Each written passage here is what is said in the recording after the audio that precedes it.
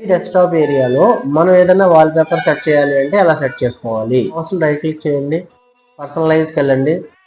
పర్సనలైజ్కి వెళ్ళి ఇక్కడ చూడండి డెస్క్టాప్ బ్యాక్గ్రౌండ్ అని ఉంది కదా, సేమ్ మన మొబైల్లో చూడండి. మొబైల్లో మనం వాల్పేపర్ సెట్ చేస్తాం, స్క్రీన్ సేవర్ సెట్ చేస్తాం, థీమ్ సెట్ చేస్తాం, లాక్ స్క్రీన్ సెట్ చేస్తాం. సేమ్ అలానే కంప్యూటర్ కూడా చూడండి, background, colour, lock screen, themes.